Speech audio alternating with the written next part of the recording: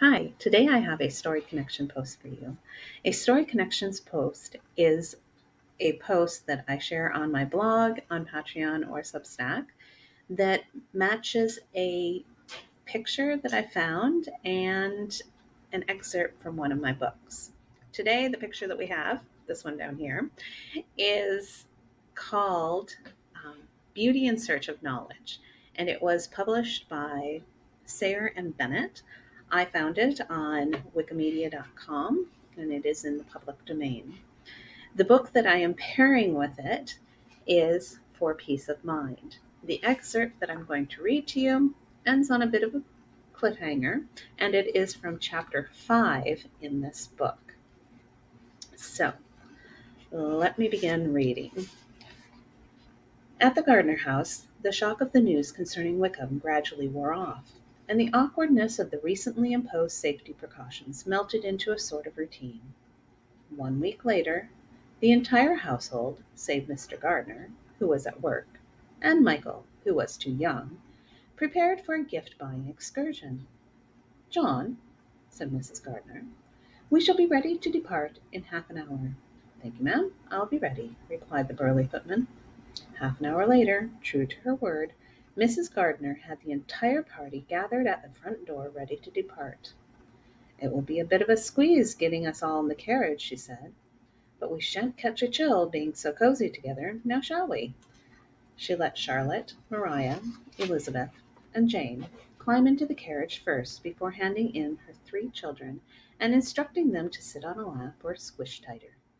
Then she climbed in, and John joined the driver on the box. "Mamma," asked Andrew, "may we stop for Papa's book first?" "Yes, Andrew, I think we shall," she told him. Then turning to Elizabeth, she added merrily, "I dare say, if it is not the first stop, we shall hear of little else all morning." Elizabeth winked at her aunt and wrapped her arms more tightly around the youngster who sat on her lap. "It is the best shop, is it not, Andrew?" Andrew scrunched up his face as he thought for a moment, before giving a small shake of his head. "It's almost the best. The sweet shop is better."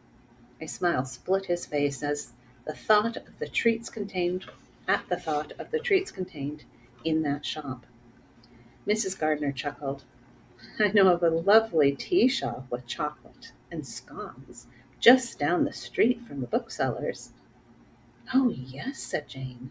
"Their chocolate was delightful." "And the company may be just as pleasing." Mrs. Gardner's eyes sparkled with mischief. "The gentlemen did say they frequent that shop, did they not?" "They did," answered Elizabeth. Andrew peeked up at his favorite cousin, and pulled his brows together, which, combined with his slight pout, let everyone know he was not best pleased with this information. "Will Mr. Darcy be there?" he asked. A faint blush colored Elizabeth's cheeks. She hoped he would be. At the end of each year, it was Gardner tradition to give gifts that showed thankfulness for, and gave blessing to, the receiver. Although she enjoyed spending time searching for just the right gift, she had been disappointed she would not be home to receive a call from Darcy and Georgiana.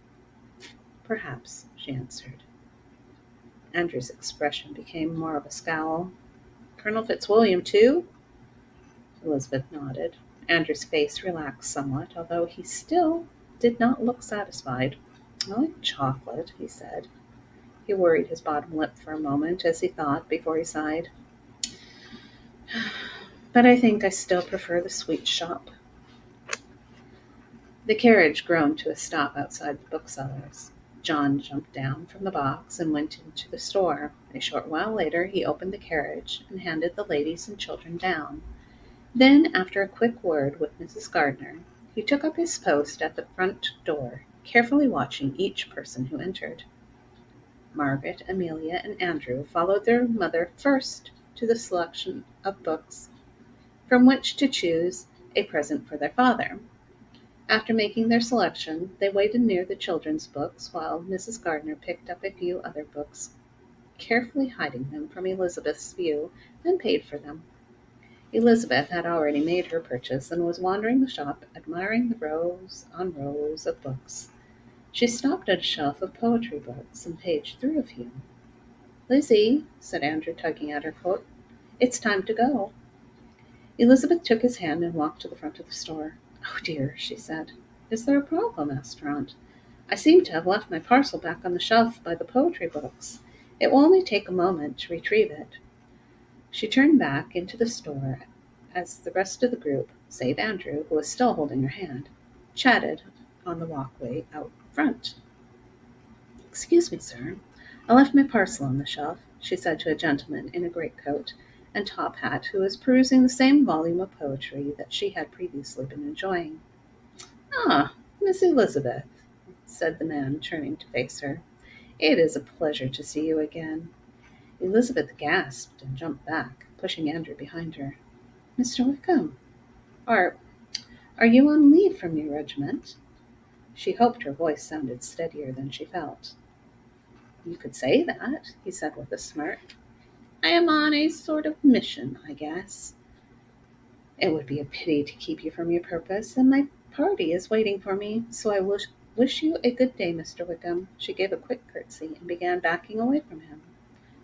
Miss Elizabeth, your leaving would keep me from my mission. And that's where the excerpt ends today. You will have to read the rest of it. It's in chapter 5 for Peace of Mind. Right now, Peace of Mind is enrolled in Kindle Unlimited, which means that it can only be found on the Amazon store. So if you're looking for it, you'll have to look at Amazon. Hope you enjoyed that and have a great day.